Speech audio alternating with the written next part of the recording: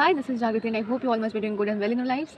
Well, SBI clerk mains के first day का exam खत्म हो चुका है। मेरा भी एग्ज़ाम 10th अप्रैल के फर्स्ट शिफ्ट में था, SBI clerk mains. And in this video I am going to just talk about my experience, my self this video is going to be my self given analysis. मैं इस video में बस अपने experience और जो थोड़ा बहुत मैंने उधर सुना, I am gonna talk about that और एवरीथिंग अबाउट कि मैंने कितने अटेम्प्ट्स किए और जो भी मेरे एग्ज़ाम को लेकर एक्सपीरियंस रहा, I am gonna share in this video.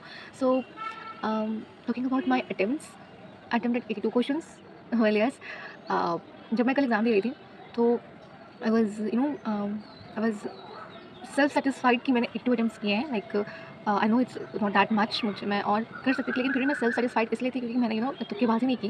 क्योंकि जो भी सीन होता है कि मोस्टली जीए में नंबर जीए की वजह से लोग तुक्के मार देते हैं, तो मैंने वो नहीं की, तो मैं सेल्फ सेटिस्फाइड थी। लेकिन फिर घर आकर जब मैंने दोनों शिफ्ट्स देखे, पहला शिफ्ट देखे, अपने सबका एनालिसिस देखा, फिर सेकंड शिफ्ट हुआ उसका भी एनालिसिस देखा, तो देयर आर पीपल जिन्होंने मोर देन 90 95 प्लस 100 प्लस कर रहे हैं, 121, मतलब हर रेंज के लोग हैं। आई नो, तो आई वाज लाइक मुझे थोड़ा और करना चाहिए था। पर फिर ठीक है, अब तो जो हो गया सो हो गया। I can't change that and I don't no कि 82 इनफ है या नहीं है, but I can't change that. और मैं सेल्फ सेटिस्फाइड इसलिए हूँ क्योंकि आई थिंक कि मैंने ज़्यादा रिस्क नहीं लिया, मैंने तुक्केबाजी नहीं करी, मैंने उन्हीं क्वेश्चंस को मार्क करे जिनको लेके मैं बिल्कुल श्योर थी। So let's start with my attempts section wise. तो सबसे पहले तो भैया जीए का सेक्शन खुला, then English, quants and reasoning, this was the sequence. और जीए को लेकर के काफ़ी अभी वो हो रहा है कि जीए बिल्कुल ही आउट ऑफ द बॉक्स पूछ रहे हैं, और जीए मतलब काफ़ी इररिलेवेंट था। सेकंड शिफ्ट में स्पेशली हो रहा है कि सेकंड शिफ्ट में काफ़ी इररिलेवेंट से जीए पूछा। उसमें बिल्कुल ही अजीब से क्वेश्चंस आए थे। मैंने ऐसा जैसा कि अभी तक सुना, जो भी एनालिसिस देखे उसके अकॉर्डिंग मैं बता रही हूँ। और कंपैरेटिवली फर्स्ट शिफ्ट उससे थोड़ा ईजियर था, बट ऐसा नहीं है कि बहुत ईजी था। टू बी ऑनेस्ट, मैंने एग्जाम दिया है, मैं बता सकती हूँ, मतलब मैं ये नहीं कह रही डेफिनेटली जिन्होंने अच्छे से पढ़ा होगा उनके लिए तो मे बी ईजी होगा, आई डोंट नो। लेकिन ऐसा भी ना कि मतलब ऐसे क्वेश्चन देख रहे हो आंसर्स मिल जाएगा, नहीं, पूरा डाटा बेस था वो, मतलब उसमें नंबर्स, न्यूमेरिकल वैल्यूज़ काफ़ी ज़्यादा दे रखी थी और क्लोज ऑप्शंस थे। और जैसा कहा जाता है ना, मैं सजेस्ट किया था कि पीछे में जो जीए की प्रिपरेशन करो तो लाइक पास के मंथ्स पहले कवर करो, जैसे कि अभी अप्रैल में एग्जाम हो तो मार्च, फेब, जैन ऐसे। लेकिन उसमें फेब मार्च से बिल्कुल भी क्वेश्चंस नहीं थे, ट्रस्ट मी। फेब और मार्च से उसमें बिल्कुल भी फर्स्ट शिफ्ट में भी कोई क्वेश्चन नहीं था ऐसा जो फेब या मार्च से आया हो। सब जनवरी के 4-5 क्वेश्चन होंगे, और उसके पहले के लाइक सितंबर, अक्टूबर या और उसके पहले पहले के क्वेश्चन थे। मुझे तो कुछ क्वेश्चन ऐसे लगे जो काफ़ी साल पुराने भी थे, कुछ क्वेश्चन ऐसे भी पूछ रहे थे। तो ऐसा नहीं है कि बहुत ईजी था। हाँ, कह सकती हूँ कि सेकंड शिफ्ट के कंपैरिजन में थोड़ा सा स्लाइटली ईजी होगा, but it was not that at all easy.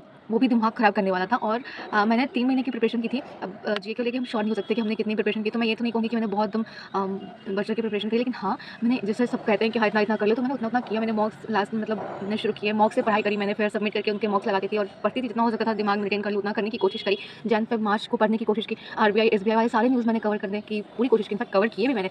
But उसमें से ज़्यादा क्वेश्चन थे ही नहीं ना। बजट से क्वेश्चन था ना, रिसेंट यूपीएस जो भी इंट्रोड्यूस किया गया, इन सबसे कोई क्वेश्चन ही नहीं थे। वो मतलब J is all about your luck. अगर आपका लक अच्छा है तो एग्जामिनर, मतलब आप ऐसा शिफ्ट में बैठोगे कि एग्जामिनर के सही क्वेश्चन सेट किए होंगे। अगर आपका लक अच्छा नहीं तो जीए से भी आपका बहुत गंदा वाला पाला पड़ने वाला है। खैर, दिस वॉज ऑल अबाउट जीए। तो मैं तो भाई एक राउंड पहले लगाया पूरा जीए में, और मुझसे जो जो क्वेश्चन हुए जिनको लेके मैं प्योर श्योर थी कि हाँ यही आंसर होगा, मैंने उनको टिक किया। एंड टू बी ऑनेस्ट, ऐसे सिर्फ 2 क्वेश्चंस निकले जिनको लेके मैं पूरी श्योर थी कि हाँ यही आंसर होगा। खैर, तो ये वो हुआ। फिर मैंने कुछ क्वेश्चंस को मार्क को रिव्यू कर रखा था, तो फिर मैं उन पे गई। फिर मैं 50-50 थी इनको लेके। फिर वो कहते हैं ना 50-50 भी क्या रहूँगी, जिनको वो देख के गट फीलिंग नहीं बोलती कि हाँ ये हो सकता है, ऐसे वाले क्वेश्चंस मैं करके आई हूँ। कुछ 50-50 वाले भी थे, तो ऐसे वैसे करके मैंने 15 अटेम्प्ट्स किए। मैं 1-2 और ज़्यादा किया था, लेकिन फिर उनको उनके बारे में मुझे बिल्कुल आइडिया नहीं था, मैंने पढ़ा तक नहीं था। तो फिर मैंने उसको क्लियर कर दिया, उसका सेक्शन, मतलब उसका रिस्पॉन्स क्लियर कर दिया मैंने, वो फिर हटा दिया क्योंकि मैं रिस्क नहीं लेना चाहती थी। नेगेटिव मार्किंग में जाना और बुरा है, कम स्कोर करो अलग बात है, लेकिन नेगेटिव मार्किंग हो जाए और बुरा लगता है। और वो भी मैं मुझे नहीं पता कि ये 15 क्वेश्चन मैंने किए हैं उसमें से कितने सही होंगे नहीं होंगे, मुझे कुछ भी आइडिया नहीं। I don't have any idea. 5-6 भी सही हो जाए, I will be blessed. So this was all about GA. मैं जीए के बारे में ज़्यादा नहीं बात कर सकती हूँ। GA is all about your luck. अगर आपका लक अच्छा है तो आपको आपका पढ़ा हुआ जीए मिलेगा, और अगर आपका लक अच्छा नहीं तो आपको बिल्कुल out of the box questions मिलेंगे। और ये जो बहस हो रही है बेकार की हो रही है कि फर्स्ट शिफ्ट का जीए ईजी था और सेकंड शिफ्ट का ईजी था, हार्ड था। आई नो सेकंड शिफ्ट का स्लाइटली हार्ड था, out of the box questions थे, लेकिन ऐसा नहीं कि फर्स्ट शिफ्ट वाले को भी एकदम मतलब स्पून फीड कराया गया कि हाँ जो पढ़ा हुआ है, ऐसा नहीं है। उसमें भी थोड़ा वियर्ड था। So this was all about G. मेरे 15 अटेम्प्ट्स थे। Now talking about English section, तो इंग्लिश में मेरे अटेम्प्ट्स रहे 29।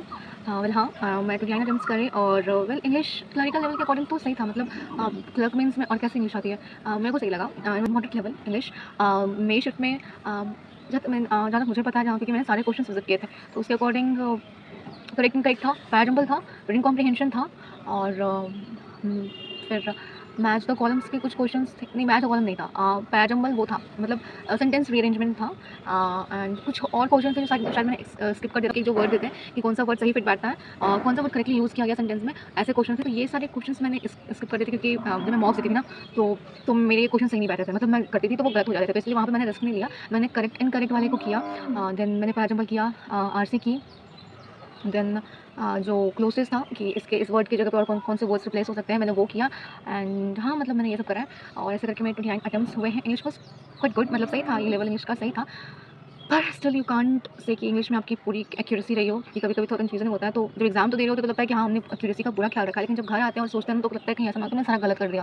क्योंकि मॉक्स में जो भी रहता है ना, तो उसके अकॉर्डिंग ऐसा लगता है, बट वेल गॉड नोज़ मैंने 29 अटेम्प्ट्स किए हैं और एक्यूरेसी का पूरा ध्यान रखने की कोशिश की है। मैं 1-2 क्वेश्चन और कर सकती थी, लेकिन हुआ ये कि मैं आरसी के क्वेश्चन में ना थोड़ा स्टक हो गई। उसका आंसर जल्दी मुझे मिल नहीं रहा था, तो वो देखते-देखते ना टाइम बीतते गया और फिर मैं 29 अटेम्प्ट्स कर पाई।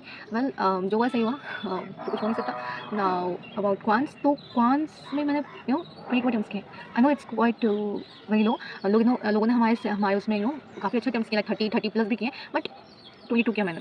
और मतलब फॉर द फर्स्ट टाइम कि मैंने क्वांट में मतलब अच्छा मतलब इतना मतलब 20 प्लस किया हो, it was for the first time in quants. हालांकि और हो सकता था, मैं जानती हूँ, बट ठीक है, माई बॉडी भी हमारे साथ नहीं देती ना, मेरा हाथ स्टक होने लगा था, अजीब सा लगने लगा था, बट नेवर माइंड, मैं इतना कर पाई, 22 कर पाई, तो I am satisfied with this. अच्छा था, क्वांट वॉज क्वाइट डुएबल था, क्वांट अच्छे क्वेश्चन थे, तो ठीक है, quant was good. But now coming to reasoning, तो रीजनिंग में मेरे अटेम्प्ट्स रहे 16, इस बस 16, मतलब भाई रीजनिंग क्या दिया था और क्या था रीजनिंग। मैं रीजनिंग को लेकर हमेशा से मेरा है कि मैं इसे बहुत अच्छा कर सकती हूँ। इनफैक्ट मेरे मॉक्स में मार्क्स 25 प्लस आ रहे थे रीजनिंग में, और यहाँ पे मैं करके क्या जस्ट 16, और उसमें भी मैंने सारे जो क्वेश्चंस किए हैं वो थे लॉजिकल रीजनिंग के, तो मतलब वहाँ 50-50 है, क्योंकि मेरे को और कुछ करने में बन नहीं रहा था, कुछ समझ में नहीं आ रहा था। जो पजल्स थे वो अलग ही लेवल के थे, फिर मैं गई मशीन इनपुट पे, वो भी अजीब से क्वेश्चन थे, मतलब बहुत लोग कह रहे हैं, कुछ लोग कह रहे हैं कि वो सुपर ईजी, लेकिन वो मेरे को दिमाग में क्लिक नहीं किया उसका लॉजिक, तो वो मैंने नहीं बनाई, तो वो तो गया ही। फिर ना ही मैंने कोडेड इनक्वालिटीज़ ट्राई किए, ना ही कोई और मिसलेनियस टाइप का क्वेश्चन ट्राई किया। आई डोंट नो क्या होने वाला है। मैं एक क्वेश्चन पे गई, मैंने पजल्स पहले देखे, तो पजल्स में कुछ डुएबल मतलब लगे कि मैंने बाद में मतलब जो लगा कि जो मैं कर पाऊँगी उसको मैंने बाद के लिए छोड़ दिया। मैंने शुरू किया लॉजिकल रीजनिंग से और डीएस से। सो लॉजिकल रीजनिंग मैं सारे क्वेश्चन आई थिंक अटेम्प्ट करें, और मैंने उनके हिंदी वाले को पढ़ के किया, ताकि क्योंकि हिंदी में कहा था कि ज़्यादा एक्यूरेसी में तो उससे सही से समझ में आता है, तो वो ज़्यादा सही होता है। तो मैंने हिंदी को फॉलो करके सारे टिप्स लगाए, देन फिर डाटा सफिशिएंसी करा, and God knows what is going to happen in these questions. पता नहीं सही होंगे भी कि नहीं, बिकॉज़ होता ये है ना कि मैं मेरा थोड़ा सा स्टक करती हूँ, मैं वहाँ पे करके आ रही हूँ, क्योंकि पज़ल्स सॉल्व नहीं हो पा रहे थे मेरे से। तो ये करने के बाद फिर मैंने किया क्या, फिर मैंने एक वो क्वेश्चन उठा लिया, और वो बहुत ज़्यादा टाइम टेकिंग था मेरे लिए। मतलब एक वो रो वाले जो क्वेश्चन होते हैं ना, 2 रो दिए रहते हैं और एक एक्स की वैल्यू होती है फॉलोइंग की, और कुछ कंडीशंस रहते हैं, मुझे उसका वर्ड नहीं मिल रहा उस क्वेश्चन को क्या बोलते हैं, बट ये वाला क्वेश्चन पे किया, वो बन तो गया मेरे से, लेकिन it took my lot of time, बहुत टाइम ले लिया इसमें मेरा। और इसके बाद टाइम बचा, उसमें मैंने एक पज़ल उठाया, वो पज़ल था डुएबल, वो पज़ल वो था मंथ डेट बेस्ड पज़ल था, जिसमें लोग कुछ सिटीज़ से बिलॉन्ग करते हैं शायद, या फिर कहीं वहाँ सिटीज़ में घूमने जा रहे हैं शायद, आई डोंट नो, मेरे को अच्छे से याद नहीं आया, लेकिन मैंने ये वाला पज़ल उठाया और ये पज़ल बन गया मेरे से। लेकिन व्हाट, जब मैं क्वेश्चन सॉल्व करने गई तो एक क्वेश्चन में मैं ऐसा स्टक हुई, क्योंकि उसका आंसर मेरे पज़ल से मैच ही नहीं कर रहा था, और अब मेरा दिमाग हुआ ब्लैंक, मेरे पास ना टाइम था और ना ये था, और मुझे ये समझ में नहीं आता, मेरी हाथ एकदम my right hand was like बिल्कुल ही ऐसे फ्रीज़ हो गया था, वो काम ही नहीं कर रहा था। आई वाज़ लाइक अब क्या? मुझे समझ में नहीं आता कि मतलब वो पज़ल मैंने मतलब अच्छे से बनाई थी, तो ऐसे अचानक से स्टक हो जाना, मतलब मैच ना करना, और वो भी कम टाइम के अंदर, अपने आप में बहुत अजीब-सी बात है। अब मुझे कुछ समझ में नहीं आ रहा था, लेकिन फिर मैंने क्या किया कि जहाँ जो क्वेश्चन मैंने सब वैसे ही छोड़ा, मैंने उसको सही करने की कोशिश नहीं की, बस जो क्वेश्चन एक जो गलत हो रहा था, जो मैच नहीं कर रहा था, मैंने उसको क्लियर रिस्पॉन्स किया, और सबमिट हो गया पेपर इतने में ही। मेरा फिर दिमाग ही ब्लैंक हो गया, जो भी 2-3 मिनट का टाइम मिला उसमें मैं कुछ कर ही नहीं पाई, कोई क्वेश्चन उठा ही नहीं पाई करने के लिए, और इसके अकॉर्डिंग मेरे जस्ट 16 अटेम्प्ट्स में रीजनिंग में और overall 82 attempts. I don't know what's going to happen. जब मैं एग्जाम हॉल में थी तो I was very much confident कि हाँ, मैंने जो भी किया सही किया और सब एक्यूरेसी के साथ किया है, लेकिन आई don't know what has happened now. अब मैं जब से घर आई हूँ और दूसरों के अटेम्प्ट स्पेशली जब देखें, तो मैं काफ़ी लो फील कर रही हूँ, और मेरा कॉन्फिडेंस जो था वहाँ पे वो खत्म हो गया। मुझे लग रहा है कि मैंने जो भी किया वो सब गलत किया है। जी में भी मैं वही स्थिति है, रीजनिंग में भी लग रहा है कि पता नहीं शायद गलत हुआ हो, इंग्लिश का भी कुछ कह नहीं सकते, और क्वांट्स क्वाइट गुड, बट अब तो बस फिंगर्स क्रॉस्ड है। I don't know what's going to happen. जो हो सकता था वो तो हो चुका है, अब कुछ कर भी नहीं सकती। लेट्स सी क्या होता है, और all the best to all जिनका 12th का एग्जाम है, and if you are one among them जिन्होंने एसबीआई क्लर्क मेंस का पेपर दे रखा है, then do let me know कि आपके कितने अटेम्प्ट्स रहे और आपका एक्सपीरियंस कैसा रहा। Thank you for watching, see you.